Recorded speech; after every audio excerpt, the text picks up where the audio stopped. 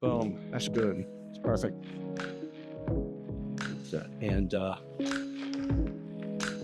Yeah, I don't think we need salt, pepper, sugars for this discussion. all right, so we're going Talk about to talk about suicide prevention, right? That's Yeah. I didn't realize. I know recently I've seen a lot of material come out of NICA and other organizations around suicide prevention, and this. I was surprised at the would you say the statistics and the fact that the construction industry now they talk about the construction industry, which we're a part of, but it's not just the electrical industry, but the construction industry in general is has the highest suicide rate. Yeah, it did. Right now, it's just recently got moved to number 2. Okay. You'd be surprised who has the per capita suicide rate right now. It's the Fishermen's Association. Really? Fishermen's So Association. you're looking at percentage-wise per capita. Okay. They've got the highest percentage now because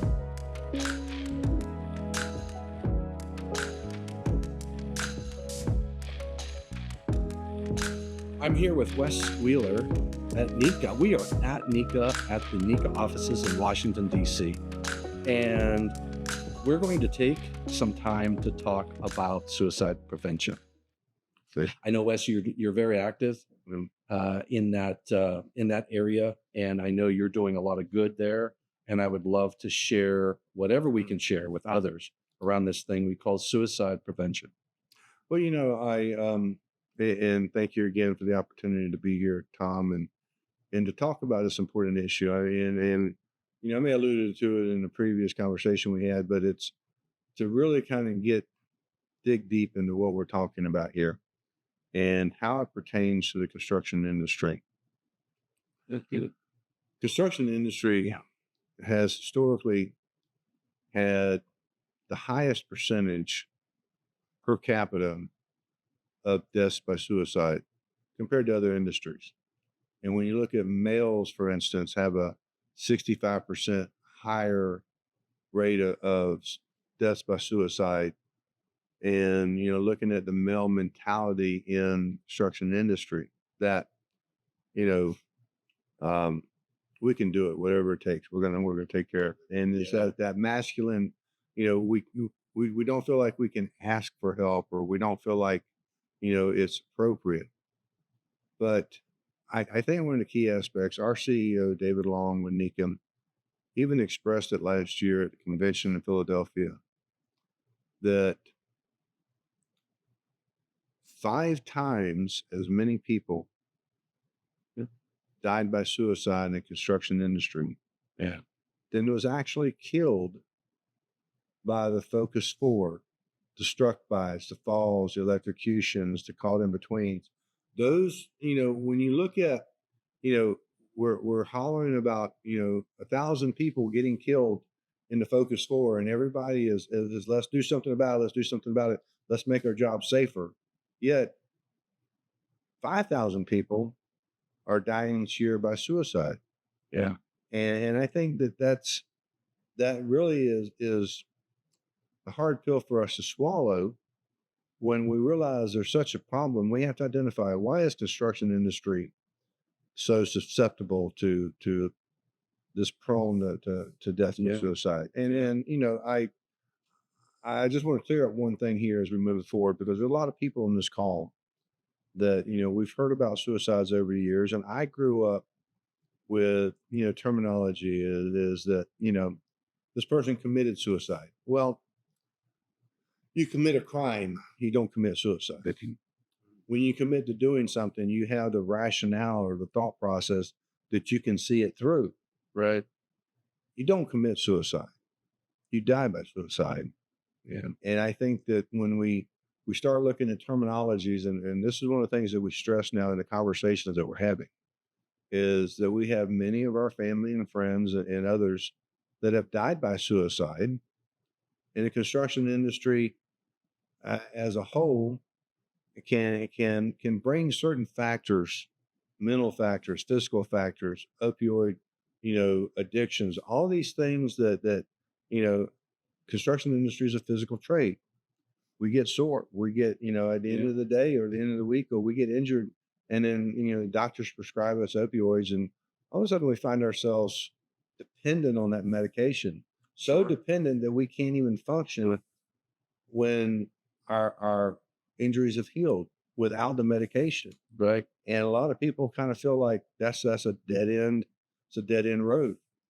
And so when we start talking about how we're going to address mental health and how we're going to address, the whole worker, we talk about safety and health and the the the holistic approach. It's good. You may have that worker from 7 to 3:30 during the day on the job site on the shift, but whatever's happened to that worker the night before, whether it's drinking alcohol, whether it's having a relationship issue with a spouse or a family member, or having financial issues. How am I going to pay rent? Or my car broke down. I don't have enough money to fix it. I can't. It's all those pressures. And then you take, for instance, we support our veterans that come back in, and they've. I'll be honest with you. I know that they've seen things that I don't even want to imagine. Right. Yeah.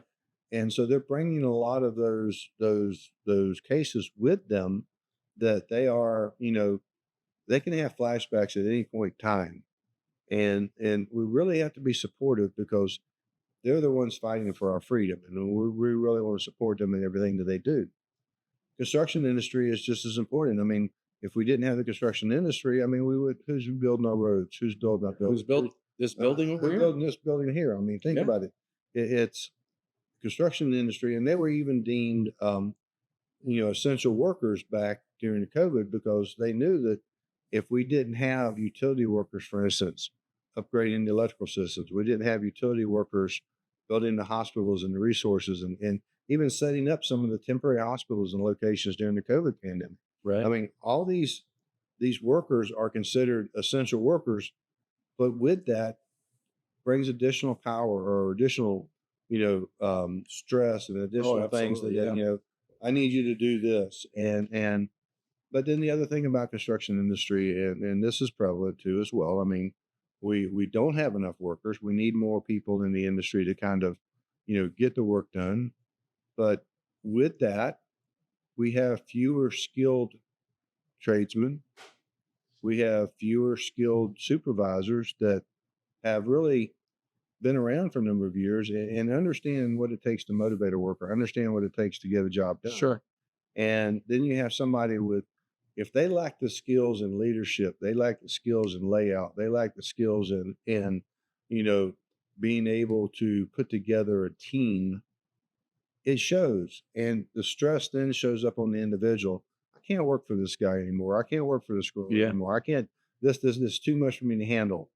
And if they have any other issues on top of that, compounding that, well, then it can become a mental health crisis. I mean, I had one contract. Absolutely, yeah. I had one contractor even say, "Well, we got to get rid of everybody with mental health problems." Hey, folks, I have to tell you that each and every one of us, including myself, and I'm sure my buddy Tom here, has we've experienced some mental health issues in our lives. Absolutely. Whether it's, I mean, think about it, from Just the loss of a family member, depression. depression, And it doesn't have to be systemic. It doesn't have to be permanent forever. You have depression. Everybody goes through some bouts of feeling down and depressed. They may not be need to be medicated, or maybe they should have been medicated, right? Right. But because why? It's the ego. So you're not going to go to your doctor and say, I'm feeling depressed. Yeah. Because it's just something that we don't Openly feel. share. Yes. It's like you don't feel comfortable. You don't want to be open about it. Mhm. And it's because sometimes it's because of who we are. It's because of how we were raised. It was there can be many different reasons why we don't share how we're feeling. Yeah. And then we hold it in, and it doesn't get better on its own sometimes. Yeah, it doesn't. And I think, the whole masculine mentality, especially in the construction industry, Yeah. is that, hey, quit complaining. Just, Yeah. I hate to use Suck the it term, up. Well, I was going to say, suck it up, buttercup. That's one of the phrases that we've heard from everybody, but it's one of the things that when you put it in perspective and you're out there on the industry, these are people that you work with every day. These are people that, maybe your career, you're going to be working with them for a long period of time. I mean, maybe one crew or maybe different crews. I mean, I can think about all the electricians that I worked with during my career, so going back to 1980s and stuff. But I understand, some have been to the point where, yeah, they were on medication, to treat some anxieties and some other stuff. Sure. I mean, we all have anxieties. I mean, it just, when were you last stressed about how am I going to pay rent this month, or how am I going to make, how am I going to put food on the table for my family? Car payments, car payments, everything. and everything adds up. And we know that the historically, what are we, 3 weeks away from being bankrupt? I mean, when we lose 3 weeks worth of pay, now we're really going to be in a world of hurt. Yeah. So it's one of the things that. So that's where we start talking about the construction industry being affected by all these ancillary stressors that can point back to that. Yeah. So back in 2021. 2022 timeframe, we started talking about this, and it can go back as early as 2017. I actually had a friend of mine, and actually former employee of NECA, Stuart Benstock, Yeah. who was then with the CFMA, the Certified Financial Management Association. Anyway, he was actually spoke at our safety conference in Vegas in 2017 about the CDC report, the construction industry was leading deaths by suicide, and that we needed to get on board. And lo and behold, that was 2017. In 2018, CFMA decided, okay, we need to set up a separate nonprofit. So they set up what is called the Construction Industry Alliance for Suicide Prevention. And for the next few years, it's a not-for-profit organization that is concentrating on, awareness, concentrating on bringing the message to the industries and looking at solutions. I mean, when we start talking about, I think you mentioned it earlier about, somebody going to the doctor, I'm depressed, somebody that could benefit from an EAP program through their insurance or through their employer EAP. employee assistance program. Okay. Remember, an employee assistance program is there. Everything's private, everything's confidential. If you need to talk to them or you need somebody to talk to, you can do that through your insurance. But they had a mental health, an 800 number, an 888 number that you could call. But much in the case of, the information numbers and stuff that are out there, the federal government decided back in September of 2022 that they would actually go with a 988 number. We have this 988, and the 988 number was actually a universal number that the federal government decided, hey, we're going to put in place for mental health awareness. So that if somebody has, it's okay to not be okay.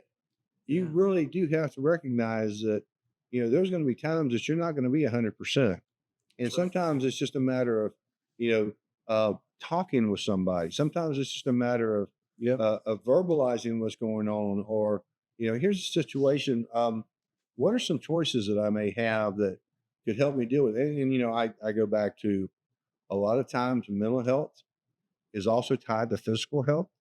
Sure. In the sense that if you're not taking care of the physical body, and the stressors that go along with that can overlay and affect your mental health. It doesn't. It may not be the root of the cause, but it doesn't help because you're just constantly. It just you have, if you have a low self-esteem.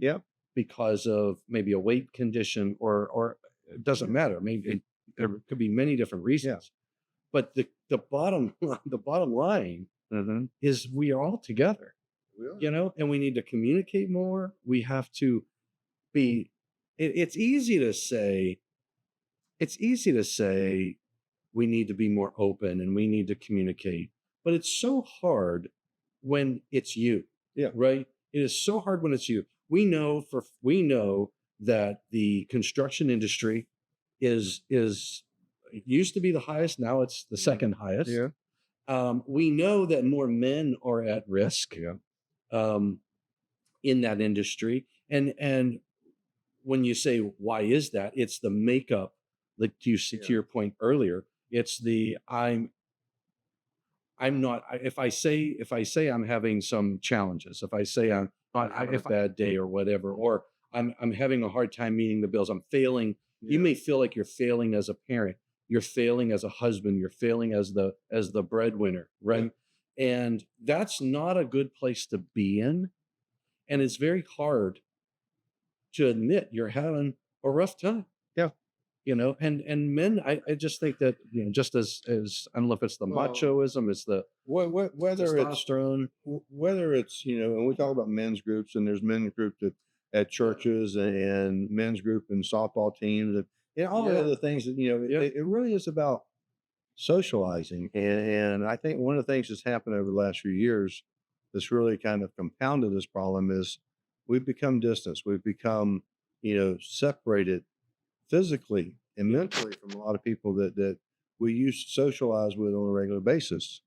And we've identified, in the CIASP and some of our working mind summits, and Dr.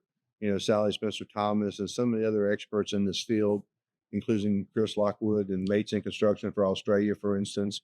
And I thought it was interesting that he did a recent talk, and the same percentages in Australia match the percentages that we have in the United States. Really? And it's kind of a universal theme, a universal aspect. It's And when we look global. at but it stresses the point.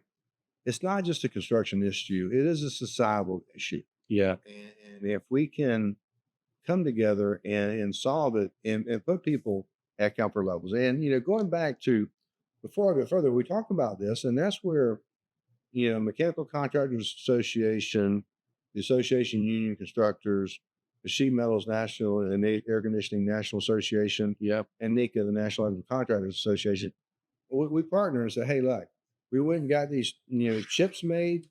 We had the chips made that were here, and then we had hard hat stickers that are made to kind of hand out. And on this sticker it says it's okay to not be okay. Why? Because that's a phrase that starts a conversation. And when we talk about these conversations, how can you expect somebody to open up to you in a situation they have going on in their life if you're not willing to open up and share some of the issues that you've had? I mean, hey, look, I've lost somebody that was very dear to me, somebody that was intimate with me that actually died of an opioid overdose.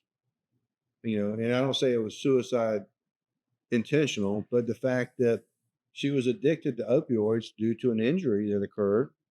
And I talk about in my speeches when I'm giving this to groups that there's some intangibles here that we have to be aware of. There's some intangibles that we have to recognize happens in our lives. And I think I told you at dinner last night, Tom, that how many times have you just been driving down the road, or you've been sitting on your desk at the office, or you're somewhere, and somebody just pops in your mind out of the blue, somebody you haven't talked to in months, years, Right. a long time, and and the first thing that comes to mind is, I mean, I wonder what's going on in their lives. I wonder where if he's doing all right. I need to call him. I need to check with him, or I need to call her and stuff. Well, in this situation, just for an example, so everybody understands that I believe what I'm preaching here is the fact that this individual, she came across my mind on the way home on the metro train that night. And I need to call her. And when I got home after walking the dogs, eating dinner, and everything I needed to do at home, it just slipped past me. I wasn't expecting the call to come in at 8 o'clock the next morning, because the call that came to my phone at 8 o'clock the next morning was her stepfather. Wesley, she's gone. And all I could think about was, she was on my mind last night. Why didn't I call her and check on her and see what was going on? Because, we never know what impact we could have. If maybe if we'd have talked and I could notice something, I could have called her daughter and said, hey, go check on your mom. It's all what ifs, and you never do that. But it's one of the things that in order for us to get people to open up to us and share what's going on in their lives, we kind of have to lead by example. We have to be willing to share Yep. some of the emotion. I mean, we've all lost pets, we've all lost family, That's right. and it goes back to we lose our parents, and I'm not saying that that's expected, but I mean it's one of those life things that as we get older, Unfortunately, it happens. it happens. It happens. Yes. But what we're not prepared for is losing somebody that you've been intimate with.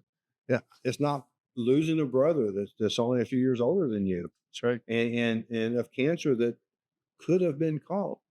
Those are the kind of things that really Yeah. play on our minds. That if we had, you know, more open discussions about things and get people involved, because I think one of the stories that I just for share for suicide prevention, and Yeah.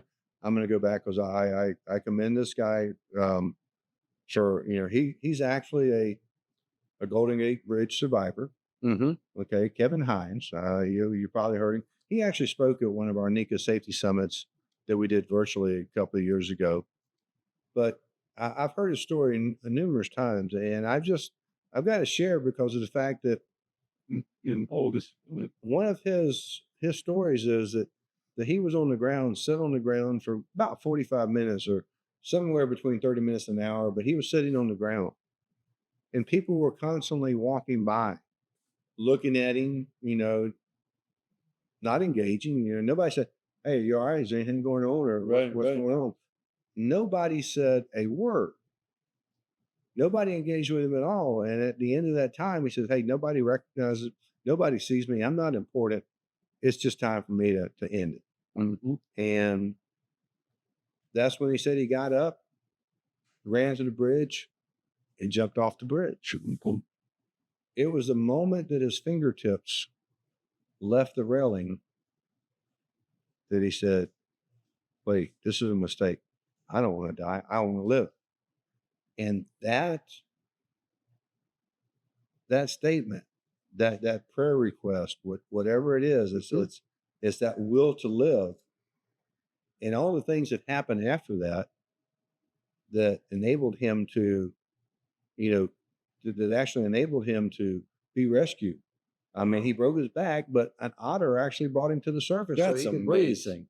And what's the chances of a Coast Guard boat being within 5 minutes of the bridge when that person jumped off the bridge? I mean, you think about it, and so he still struggles to this day, and he'll be honest with you. But the fact that he shares his story in the manner that he does with the individuals, the construction industry, any industry, anybody that's struggling with life, the fact that you can learn that, hey, Tom, how you doing today, man? What's going on in your life? Hey, tell me, how's your family? How's your kids? Yep. And I know you have some dogs that you're pretty proud of your Sure dog, do. man. What tell me about your dogs? How old are they now? What kind you got? Yep. So there are so many things, Relationships. so many things that we can ask, and it's about getting to know the individual. Absolutely. I mean, a lot of people, as we said before, we all have different passions in life. What's your passion? I mean, you think about it. Oh, absolutely right. And you think about the fact that you never know what's going on in another person's shoes. Yeah. You never know. And we can be irritated with people, we can be upset with people. They may do and say things that you just scratch your head and go, what the heck's up with that? It's not something to just shrug off. Yeah. That person may actually be reaching out. Yeah, they might. And you think about how do you, there's the other aspect of this. If somebody approaches you and shares information, how we react is so critical. Oh, definitely. And then that's a huge responsibility. Yeah. Right. Because you have to be able to recognize this person wants to talk. This person might need some help. This person might need a friend right now. Yeah. And it could be some small words, doesn't have to be much, that changes that person's life. Oh, yeah. You don't, the phone call, hey, how's it going? Hey, I was thinking about you. Just want to see everything was going well. How's the family doing? How are the holidays for you? We didn't get a chance to catch up. It's really, I'm glad you're in my life. Whatever. Yeah. It could be a short call. Hey, I'm really busy right now. I really appreciate your call, Wes. Let's catch up some other time. I've got to Yeah. do something. Yeah, fine. Those little interactions could make a huge difference in Oh, someone's life. without a doubt. And I think that's really what we're trying to, when the construction industry alliance for suicide prevention is looking at now, what's our next steps? How do we, it is a mission, it is a message that we're working with other groups and other associations around the country to It's kind of get in. it's a harder. I didn't mean to interrupt you here, but you mentioned it's a mission and an objective, right? So Yeah. you're the safety director for NECA. Yeah. You can put your arms around 70E. Yeah. You can put your arms around personal protective equipment. We can train people fall protection, donning personal protective equipment, how to recognize a hazard. These are like this is a task that is very difficult to solve. It's not black and white. No, it's not. And and I commend, I don't know if, how much you're familiar with it, but, there was, recently a list of activities when they start talking about the wellness and well-being of the employee and all the factors that really affect an employee in the workplace. I mean, there's comfort factors, there's environmental factors, there's pay factors, there's what are the stresses? You working for a good boss or you working for another boss? Oh, yeah. And it's one of the things that and looking at from the safety perspective, when we started looking at this list of what was it, 66 items that really kind of help define an employee's health and their effect, that what are some of the things that the safety professional has impact over? What are some of the things safety directors have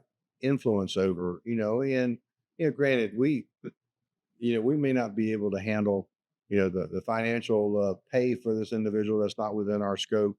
But when it comes to other, maybe it's just personal time. Maybe it's recognizing that this person is maybe they're a single parent, and maybe they have to coordinate childcare. Maybe they have to coordinate all the other things that are there. And remember, this individual is probably a very productive individual when they're at work. And so, maybe flex time, whatever's happened, and we recognize a lot of that over the past few years. That there's definitely some advantage to that. And the one thing that and I can speak from experience. I really can. I mean, um, we've all hit roadblocks. We've all hit low points in our life, and while it's hard to go to somebody and ask for help sometimes, whether it's I need some guidance in a relationship.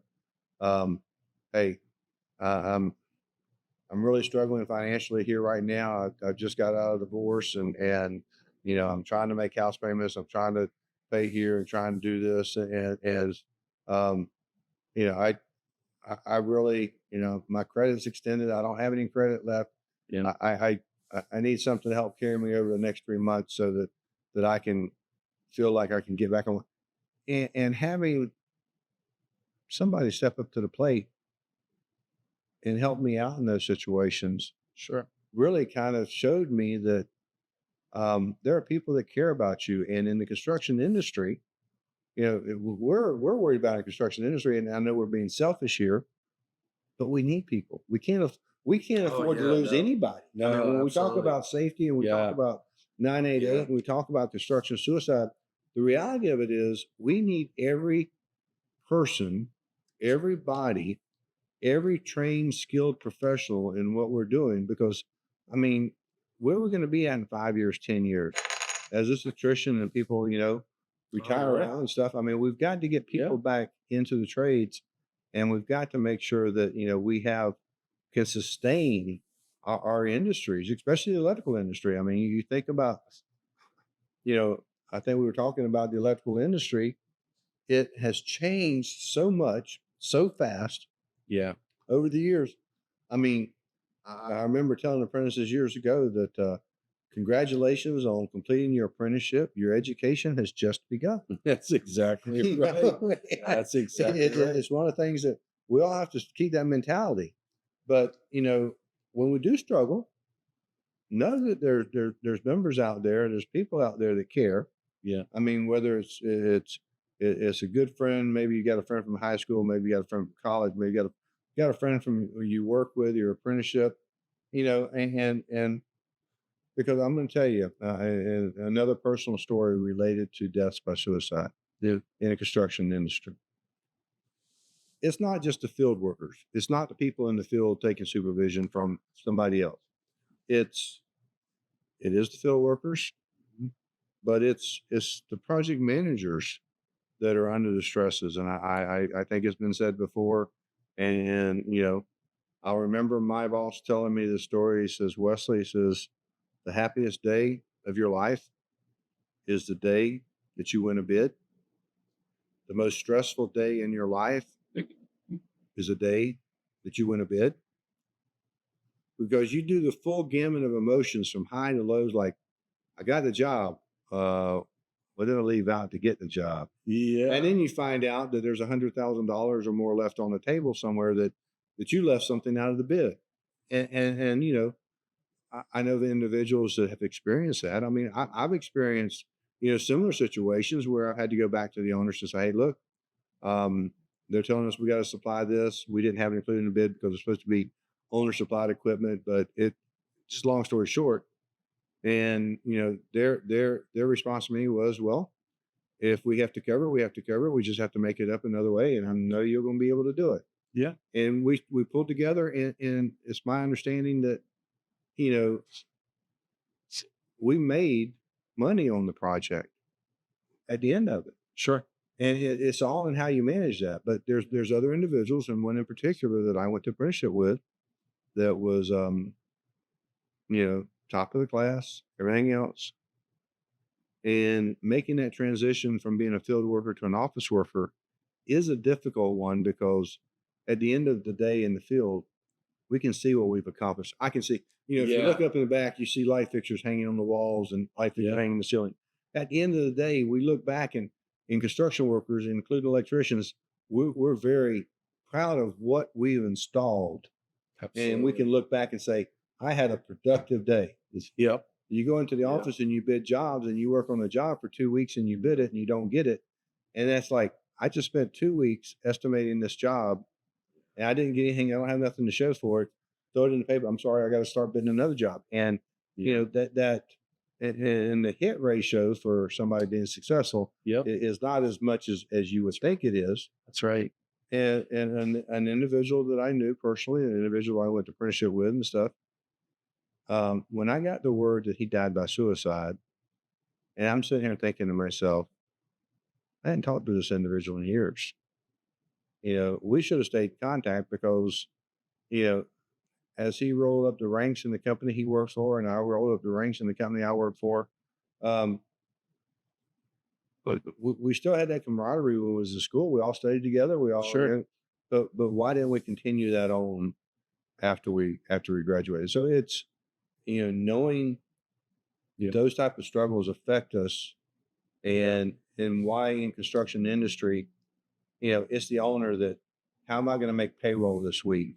How am I going to, or in the safety world, we know that many companies are so close on the edge that one event, one safety event, one serious injury, one fatality is going to be what causes that company to close its doors. Yeah, absolutely right.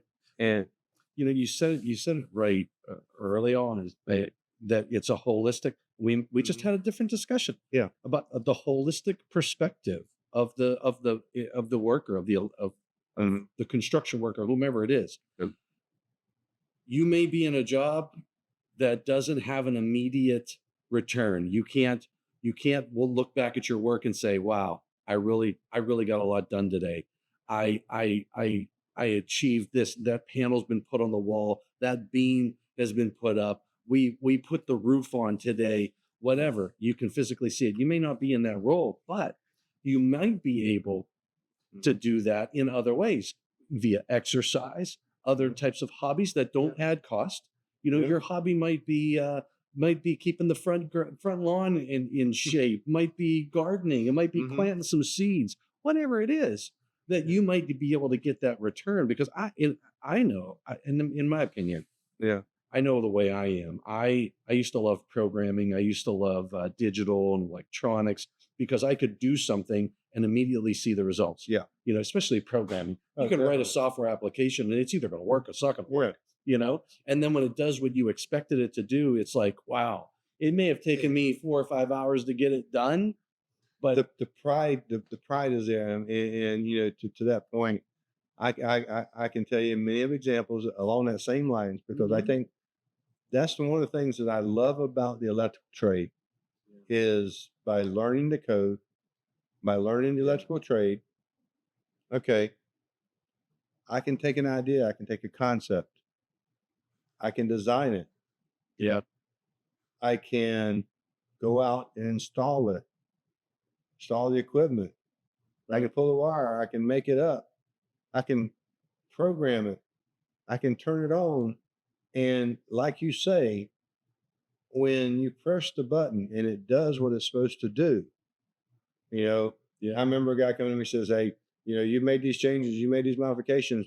It's all on you and the company now." I said, and he goes, "Is it going to work?" I said, "Press the button and let's see." yeah, And, when he pressed the button, everything worked the way it's supposed to, yeah. and we're talking about, a 750 horsepower motor at a water plant that Ooh, has enormous costs associated with it. sure. I didn't want anything to go wrong because I didn't want the company to have to pay for anything. Yeah. But to have it work the way that we designed it, It's a satisfying it, feeling. it really is a satisfying feeling. And that's what we all have to find out. What is our why? Because many of us, it's our families, it's our wives, it's our spouses, it's our kids. And I have a daughter that's in her late 30s now, and I'm so proud of what she's accomplished in her life, from becoming a mechanical engineer to a manager and working for Boeing Corporation now. She has really made remarkable steps, and she's done it all on her own. That's awesome. And whether she realizes it or not, it was the foundations that we put in, Sure. to do that. And I know her mother and I invested dearly in getting her in the right direction. But those are the things that when I look back and say, hey, what impact have you had on your life? What legacy have you had? And look at what you've done. Just from the safety side of it. Yeah. I know Eaton. One of the things is that I've always said from the safety perspective is, our companies, our technologies has really helped us Yeah. to solve a lot of the safety issues that we have. Yeah. I mean, And it can vary, right? So you could have a safety solution that is a product. You could have a safety solution that is education. Yep. Right. You could have from the perspective of health and well-being, every company is impacted, right? Yeah. So we have the internal processes. It might not be a product, it could be a process that saves a life, that gives that individual the resource to say, I'm going to reach out. Maybe it's not 988. Maybe it's an internal 800 number, an 888 number with our company, Yeah. or within each of our organizations. Or maybe it's a phone call to a friend. Yeah. There's so many solutions on the market in our industry that help save lives. And it doesn't. The hardest life to save, in my opinion, the hardest life. Yeah. I mean, we have GFCIs for shock. Yeah. We have AFCIs for saving a building from burning. We have arc flash reduction technologies so you don't experience an arc flash event. We have barriers we can put in place. But how do you get inside someone's head to understand that they might have a barbiturate issue that started because they had to take medication for an injury. Yeah. And then there's no external that person. Mhm. I heard somebody else say this. An individual who is down and is going through a hard time, Yeah. all of a sudden they get perky and you think, wow, he's changed. Yeah. And look at him. He's in a good mood. He's got direction. And what you don't know is he's made the decision. Yeah. So And that's what you have to be very careful of, and yeah, very, very observant, because as we said Yep. before, empathy, compassion, all those things play into the overall wellness and well-being of our fellow workers. The From a overall team. wellness, and from the team standpoint, yeah, because I think that's where we as safety professionals, and I know my role is wide reaching, from the PPE to the health side of it. I mean, COVID taught us a lot of things, and we really came out of that very resilient on some of the challenges that we existed. yeah, But I think it also proved to us that, when we're faced with a challenge, if you go at a challenge with the right attitude and don't let the challenge be the end of the world, yes, all it takes, and this is what I tell guys working for me in the field years ago: hey, I don't mind you bringing any of the problems to me on the job. The only thing I asked, bring all of them to me. The only thing I asked is that when you do come to me, how about bringing to me one possible solution or something that you think may work? It may or may not, but at least Sure. if you can prove to me that you've thought about what we're doing, and even when it comes to the 988 and personal issues, if you've considered the alternatives, Mhm.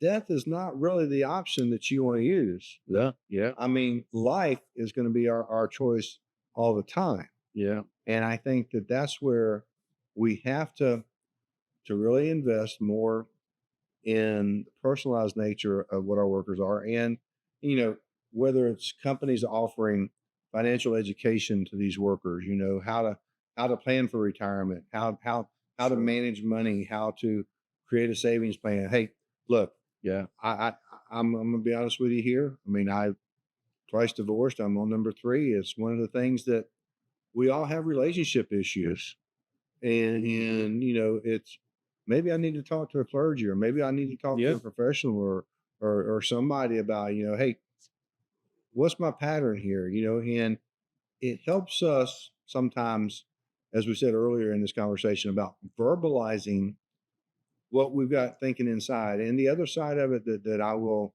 also state also helps very much. I mean, and people, I didn't realize it until I actually started doing it, is writing things down. If you have an issue, journaling. if you're journaling, if you've got a diary, it's something about putting things in writing, Yeah, that what it does is it helps you reevaluate. This is my concern. And wait a minute. And if I did this, what could I do different? Or if I did yeah, this, how would that change the situation? Or maybe if I wasn't so stubborn, maybe I was a little bit more forgiving. Mhm. You know, yeah, and that journaling really helps you address some of your personal issues that you may have within your life, and that helps really in combating this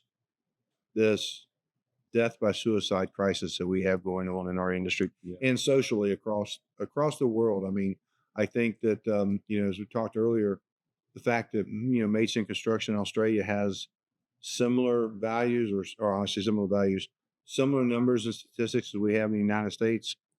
It really shows you that it doesn't matter where you're at in the world. Problems are problems, and yep, unfortunately, some people choose the wrong solution to end it. yeah. And when you think about it's a global it's a global issue. You're not alone. Yeah. And quite frankly, I don't know how to help, right? Yeah. Oh, Other than be a shoulder. yeah. But really, I think the more we talk about Mhm. the topic, Yeah. the more I realize a 988 call Yeah. to a professional. We talk about qualified people all the Yeah. time. Am I qualified to help somebody emotionally? I might be qualified to be a friend. I'm qualified to listen. Yep. I'm not qualified to be able to say, how do I help you? Because it might be a chemical thing. It might be that all of the things that you would think of, all the solutions that you and I can come up with, Yeah. aren't aren't aren't going to do anything for a specific individual because it's a chemical thing, or it's a drug thing. I mean, a friend of mine, a good friend of mine from high school, lost his father, and it was not because his father, it was a financial issue or anything like that. It was just because he was a weightlifter. He was taking a specific drug, Yeah. and it got him depressed to a point where he ended his life. And it is, and you look at that and you think there was nothing that his family could have done. There was nothing that other people could have done other than to say, look, you need to get off of this. Yeah. That don't take that because it's impacting you negatively. But that's where these types of solutions, 988, Yeah. following those resources within your own organizations, reaching out if you don't feel comfortable confiding in a friend, confide in a professional. Well, as we close here today, I just want to share really a success story related to this. Yes. Okay. These were introduced and handed out in September 2022 at a conference in Boulder, Colorado Springs, Colorado. And we were each given a sleeve of the chips. And this individual took the chips back, and not only just to hand them out to people that he worked with, he thought, there's a lot of challenges right now with bullying, harassment, this internet bullying and all the things that goes on. And he had some grandchildren, some granddaughters, and he took the time to give each one of the granddaughters one of these chips. Wow. Yeah. And success story is that about 3 weeks later, not really realizing that one of his granddaughters had actually had some issues going on, she attempted to take a bunch of over-the-counter medications with a intent of ending her life. And the process of taking all this medication made her very sick. And once again, she realized at that point in time that, oh, I don't like the way this thing's making me feel. And immediately called the 988 number. Wow. They got on the phone with her. They talked her through that. They talked her into, hey, look, you need to let us talk to your parents so we can get your parents to take you to the hospital. And we're going to follow up, and we're going to make sure that you get the help that you need. And all that happened in a matter of hours. Wow. But the fact is that girl survived because she called 988. So again, Tom, thank you. I mean, you do wonderful things, and I know this is a little bit out of your wheelhouse. I mean, I know we talk National Electrical Code, we talk NFPA 70, we talk manufacturers equipment, and all the things that you do for meeting and working with it, and appreciate all the things you do, but also appreciate you taking time to talk about this very important. It's important. It's very important, and I thank you for sharing your knowledge and your wisdom. So, thanks for what you do, buddy. You're the man. Together we're close. Amen. All right. Cool beans. You know the number, 988.